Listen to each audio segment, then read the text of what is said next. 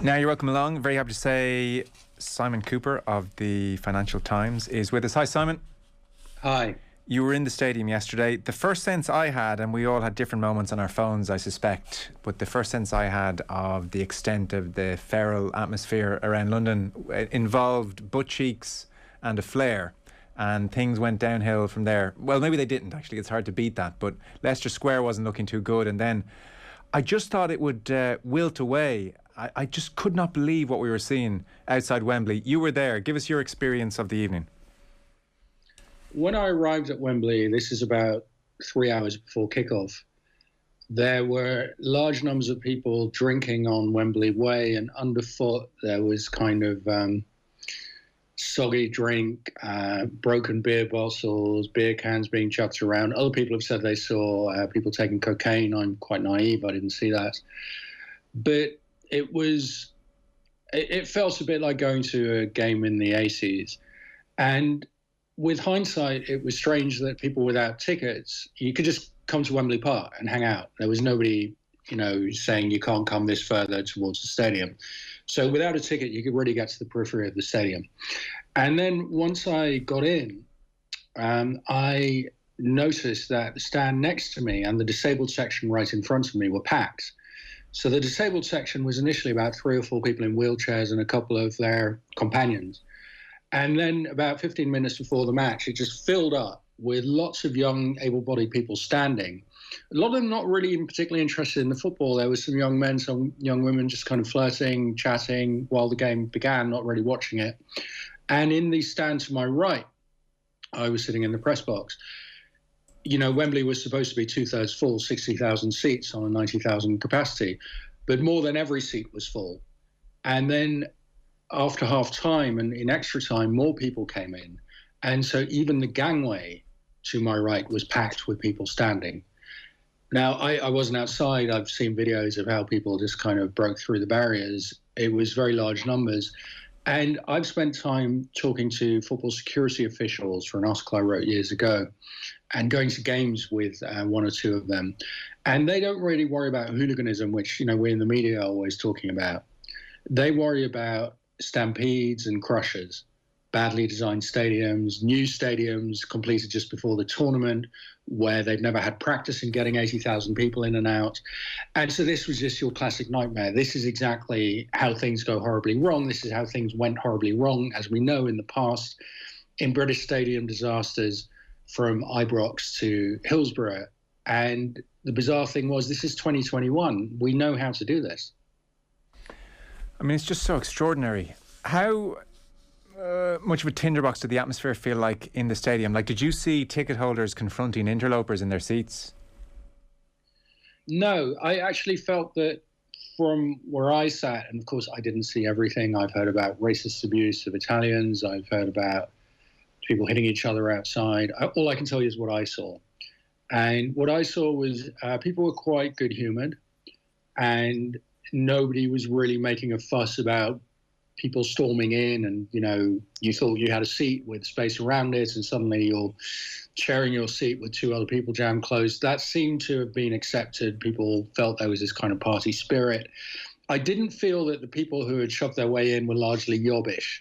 And they also didn't look like the kind of classic loutish English football fan that you go out of your way to avoid, the kind of obese, shaven-headed guy shouting, no surrender to the IRA sort of thing. It was more young people, well-dressed, more sort of party atmosphere. It was a different kind of crowd. These are people who had not made the effort to buy tickets for the football. Many of them don't regularly watch football. Yeah. It was an event. Yeah. So the walk up Wembley Way, it seems like it was carnival atmosphere there and huge crowds there, and you made the point that it was relatively easy to make your way up to the stadium. I think in part, I was just listening to various people and reading different pieces today.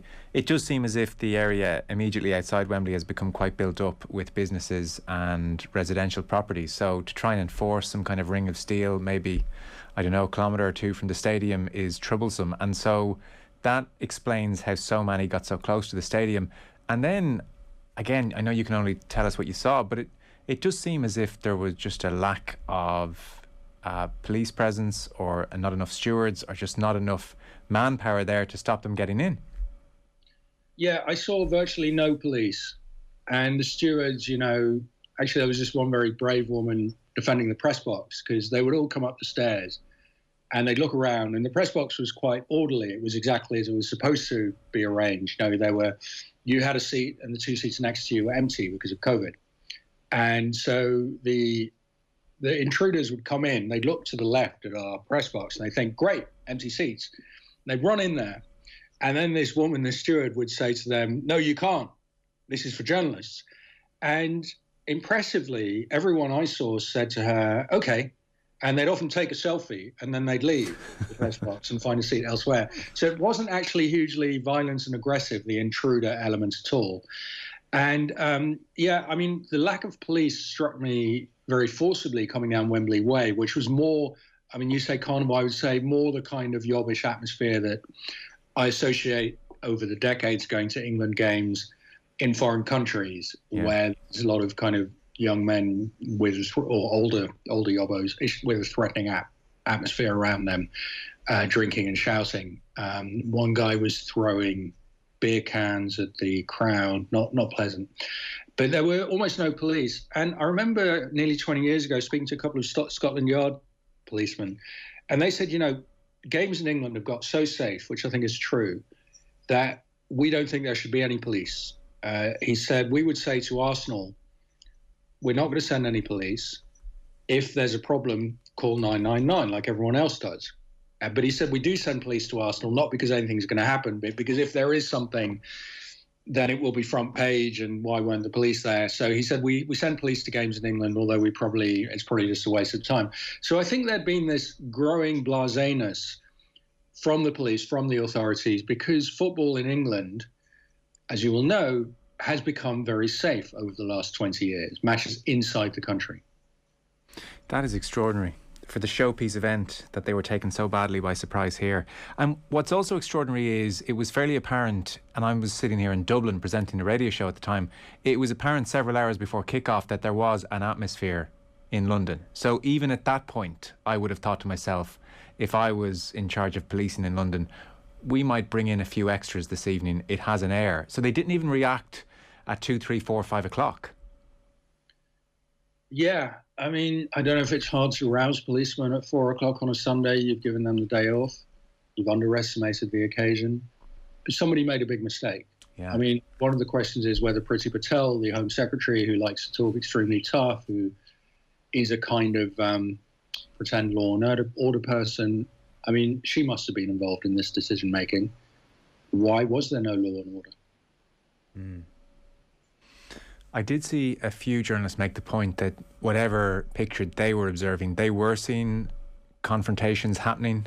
People who've paid potentially thousands for their tickets finding out that their seats aren't even available and they're standing because they're afraid to confront the people in their seats, or they're giving out to the stewards and so on.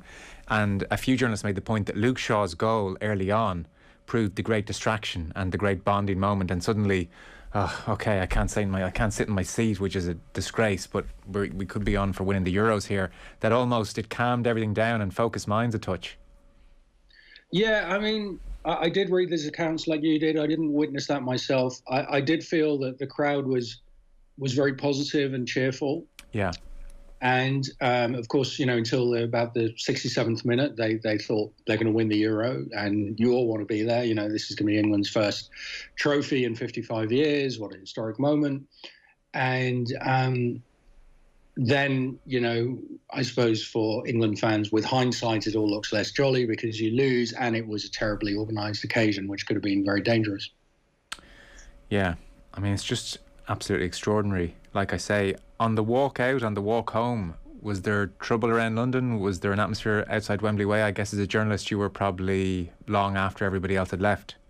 Well, I thought I'd be after everyone else left because, I wrote my article and I left the press box more than an hour after the end of the game, but there were still quite a lot of fans.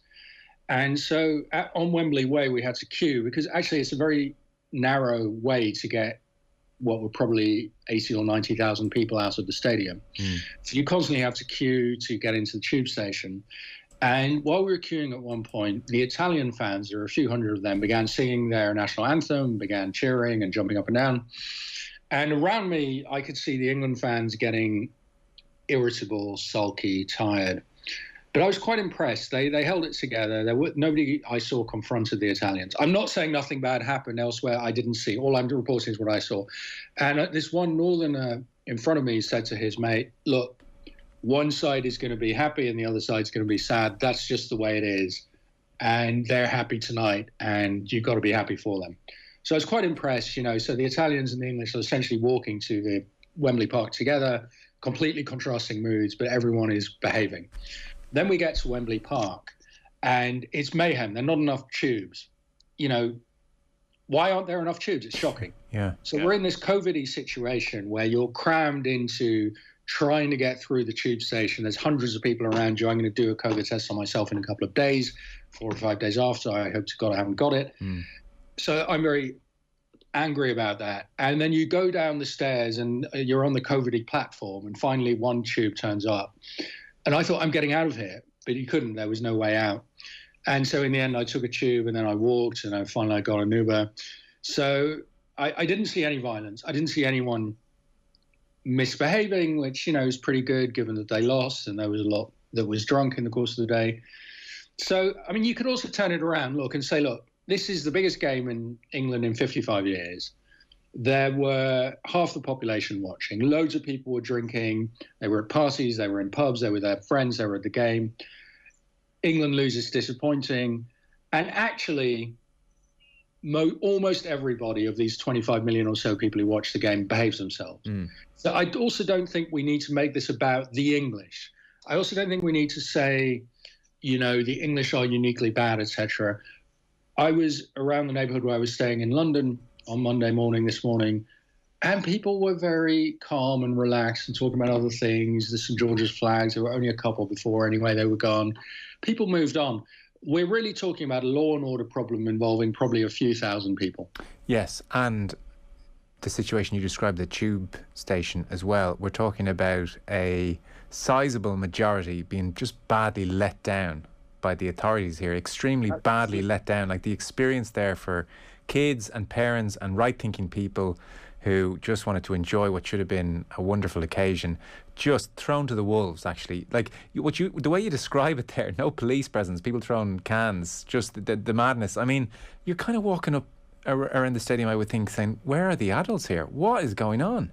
Yeah, I think you're right. I mean, I said a law and order problem involving a few thousand people, and more significantly, a lack of organisation involving the authorities. I mean, one thing that has struck me watching social media today is a lot of people, understandably, are very antsy about English nationalism. Yeah. I know Irish people have that. I have that as a kind of not real Brit, not real Englishman. I know loads of ethnic minorities. I was speaking to a British Asian colleague of mine who's very anxious about the British national team, the England team. Now, I understand all that, and I feel that, but I don't think we should make this about England as a uniquely xenophobic nation, the English can't behave, etc. I just don't think that represents what happened yesterday. No, that's fair enough. I mean, we're talking minority as always, but this minority seem to really do a number when they get in the mood, don't they? Yeah, I mean, how much of a number did they do? I mean, you know, there are a few incidents that we've all seen on social media of a disabled fan being hit, of I think a British Asian steward, of a child. So we're talking about 3 or 4 incidents that have done the rounds of social media, which are shocking and horrifying. But these are not majority acts. No, they're not. But I mean, the general disdain for the way they, like, look at the state of Leicester Square. I'm not saying, by the way, Dublin wouldn't be littered, and hasn't actually, and has been littered, by the way, badly this year with COVID at times. But just from 2-3 o'clock, like the pictures coming from London were horrific. Just the level of drunkenness, the obnoxiousness of the behaviour, all of that stuff. You know, these are England yobos who I've seen. You know, the England team is unusual, and I think the Irish team, the Italian, you have behavioural problems. Every country does. Italy does. Holland does. Denmark does. All these countries do, but it's the England team that in England attracts that element of, you know, the yob nation. Yeah. And they believe in this kind of English superiority, and they see the England team as their vehicle to go around the world, kind of imitating their grandfathers' invasions of Europe. And so I don't think the English are worse people, but I think the yobbish element attaches itself to the England team. And I've seen it in many countries, and yesterday we saw it in England. We saw it on Leicester Square. Yeah. That's hardly a surprise. No, it's not. Listen, thanks so much for coming on, and fingers crossed next few days. Hopefully the COVID test is clear and you're up and running again. Simon Kuper, great to have you on. Appreciate it.